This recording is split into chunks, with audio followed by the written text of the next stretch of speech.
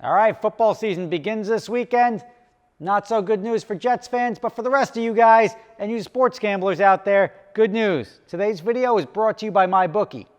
MyBookie is the place to get in on the action this football season. The games are twice as exciting with some skin in the game, and when you win, you get paid fast. MyBookie has live in-game betting on every NFL game. They've got the most rewarding player perks in the business. Winning season begins today only at MyBookie. So winning season starts now for all you non-Jets fans out there. Use promo code ROB, R-O-B. Click the link in the description. When you sign up using promo code ROB, it's going to double your first deposit up to $1,000. Not a bad way to start off the year. So good luck out there, all you gamblers. Wish me luck because I'm a Jets fan. How goes it, everybody? Rob Ferretti, and I figured I'd just tie off some videos. I've got my Mercedes here, and you'll remember last time this was featured, it didn't do so well. It crapped out on me, and I had to fly it out to California for Matt Farah's open house, which was cool. But now, this damn thing just works. Like, it was just like, it had a crappy moment. But anyway, that got me thinking. I'm like, well, I've had this car for a while, right? So maybe I'll just sell it and get something else. I mean, it's done me very well. I do have snow tires for it, so I could rock it again.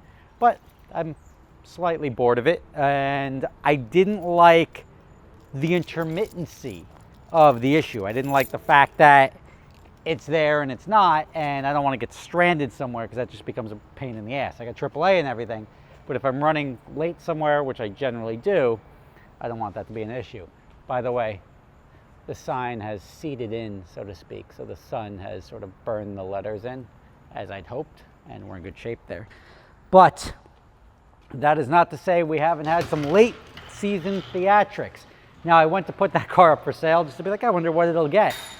And like retail, I don't know what retail would be, but say retail's $2,500, $3,000 on it. Vroom, I was like, oh, let me just try the easy one, right? Like, went to Vroom. They offered me $100. Like, $100 is less than I would take for selling the wheels and tires. Like, I don't know. It's runs, drives. I'm like, did you see it's got the Starlight roof? Like, you'd think that, like, a working car. Screw it. Anyway, let's talk about chargebacks. And I'll give you quick updates. This car is now at almost 18,000 miles. And as my other Huracan Spider got crashed, like right quick in like a day or two, or like a month, this one hasn't been crashed ever. So that's nice. So this one ran its course the way it should have, and it's going to be sold probably the end of the year, and I'm going to get the Evo Spider to replace it, because we usually run cars 20 to 25,000 miles. It's generally more seasonal than anything. I don't like selling cars in the middle of the year. I like selling them when we're done at the end of the year. This car, however, is the subject of today's video, not because it's on a charger. It does have an auxiliary battery malfunction, but it's got a wee bit of damage. And you can't, I'm going to have to, like, this looks more dramatic in person, but let's see where the light is not running. There's scratches here, and the scratches, they go through to the paint, can't buff them out. And there was also footprints on the car, right? So what do? I mean, obviously my guys do their job. They see the car like, hey, there's footprints on the hood and there's scratches through the paint. Here are the photos before, here are the photos after. And we had one of those customers that just raged. The guys ran on the car and I didn't have here, I'll get you a police report. And I'm like, whoa, that's cool and all, but we didn't ask for the story. We just asked that the car be repaired. Like, that's the thing. And we're like, if you want us to go through your insurance, we could do that. If you want to take it as a security deposit, I don't think it was very much, probably like $1,000 or whatever the estimate was to get it all repainted.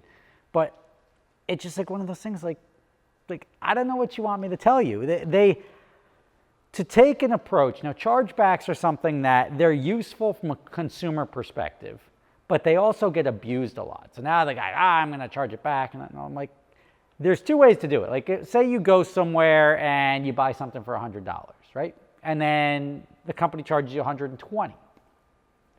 Two types of people. One type of person is going to be like, oh, you charge me too much. And the first thing they would do is call up the company and say, hey, it was supposed to be 100, you charged me 120. Company will either say, sure, here's your $20 back, or like they won't respond or whatever. That's when you could charge it back. But when you do decide to charge it back, you can either charge back the $20 that like, oh, I actually got my $100 worth of stuff. They charge me $20 extra, just charge it back, the extra 20 bucks, or you can charge back the whole thing. And that I've seen abused on a couple of fronts. People, A, don't have the ability to pay their credit card or something like that. There's remorse, there's regret. I had guys that used to work for me that I remember went to a strip club, spent like $600 in his credit card, then charged it back and called it and stole it. Like, oh, my card was stolen. I'm like, don't do that, man. That's not right. And not whether it was a strip club or not.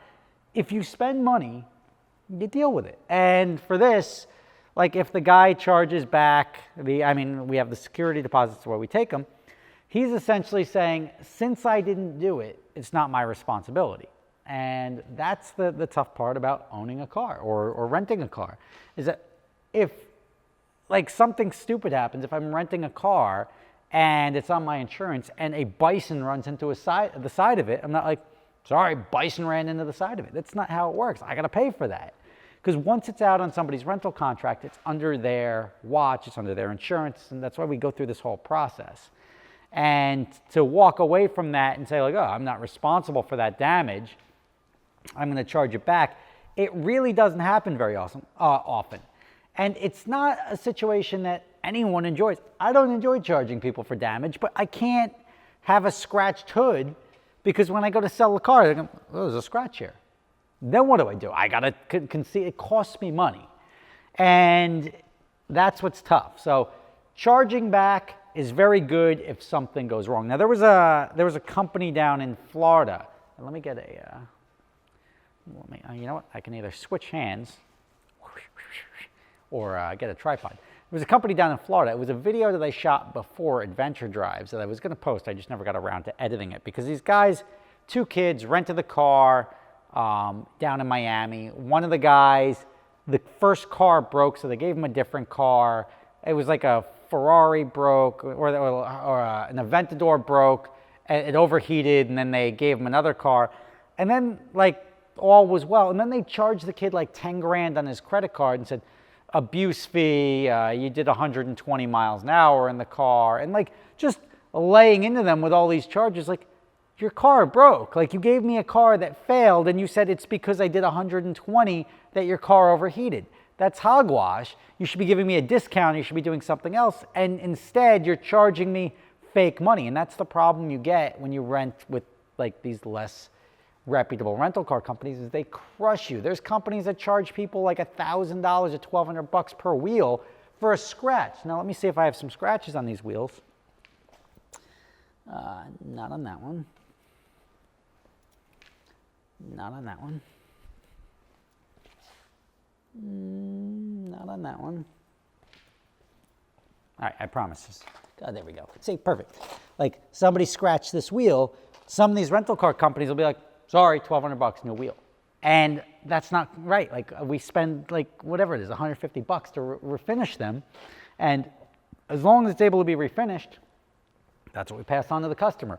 If you want to tack on $50 for a handling fee or anything like that, but to charge somebody $1,200 for something that's going to cost you $100, and then you're just taking it out of their security deposit, it's just not a good way to do business. I don't like that. Now, this guy's customer, these chargebacks are more of a nuisance than anything. Where I say they could be a valuable tool to charge something back, these guys in Florida should charge it back. There's nothing that says you can't do 120 miles an hour in a Lamborghini, and if you do, it shouldn't cause the car to overheat. They charge him a towing fee. They charge him all sorts of stuff when he didn't really do anything wrong. And that's sort of on the company for just not being very reputable. I'll leave all the specifics out. But you got to look at what you're signing too, because if you sign a contract and you're like, yeah, whatever, and then it says in the contract, like if the car breaks or if you exceed the speed limit, there is no implied warranty on the physical abilities of the car, that if anything breaks on your watch, we're coming after you. You could be signing for that. Whether that would hold up in court or something like that, that's another story, but you have to take it to the nth degree to get that resolved, and it just becomes a headache.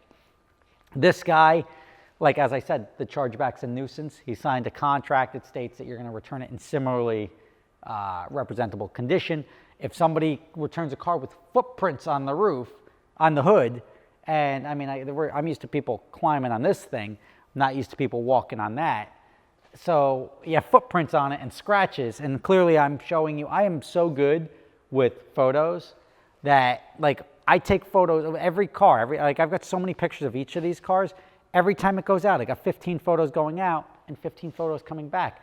It's on me. I'm going to show you, you damaged the car. I'm not going to, like, find something that you missed walking around the car when it went out and say, like, there's been times where I got a contract back and I'm like, oh, this isn't marked on the contract. And then I'll go back to the photos and be like, oh, nope, if you zoom in, you can see it was there. Don't worry, it's not you. Whereas other companies would be like, haha, gotcha.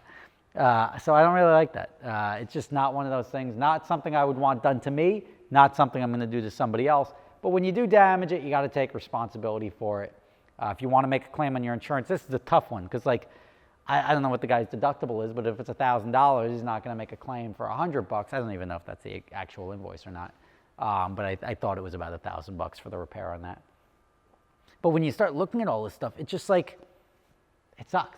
And now, it just, when you try to argue with me, all you do, and I don't have like a chargeback fee. I'm sure other companies may do that, where they're like, oh, if you charge it back, we're going to charge you an administrative fee to argue with you, which it's probably justified. In the world of stuff, the amount of effort that has to go into the chargebacks and everything like that is just sort of a pain in the butt. But we win virtually all of them because the paperwork lines up. We don't do anything sketchy. We don't do anything shady. And we just want to get our cars fixed. Because when the next guy rents the car, they want it to look like this. And they obviously, they want them all to be working and running well and not look like this thing with the bungee cords. This is Ricky's car. Look at this, he's got bungee cords. Ricky's car, it's for sale if anyone wants it. Needs a full-blown Tavarish reconditioning. But this car is, if anyone wants it, available. So, to-do list right here. We got this car. I'm going to redo the entire fuel system. We'll get into that in another video. And that's after I just, whatever. Bentley will get sold. I think this whole row of cars is getting sold. Everything I've got in here at the moment is getting sold come the end of the year. This car, I've just got to wait for my one wiring harness, but it's coming back together. It's like, unfortunately, one of those things where the year goes by so quickly. I'm just so busy over the summer. So like, I'm like, all right, I'm going to put some time into this. And then I put some time into it and I never get around to it. But with that new show coming up, maybe I'll get this thing in and have some fun with it. This car doesn't need anything. And then the G-Wagon, I'll probably sell it when I get another one, or maybe just have the new 2020 G550 and this at the same time. I genuinely don't get why these are so popular. Every time I drive one, I'm like, why do people like these? And yet I just get phone call after phone call after phone call into the company requesting these cars. I don't know.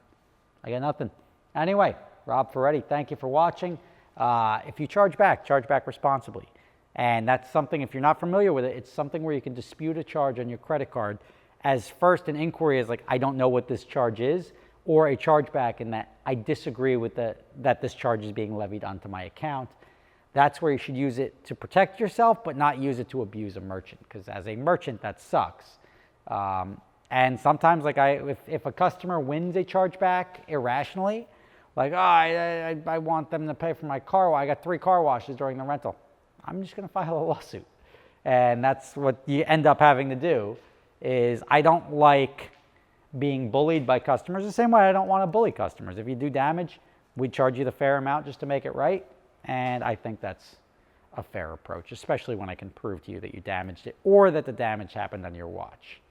So thank you for watching. Rob Ferretti. I'll see you tomorrow.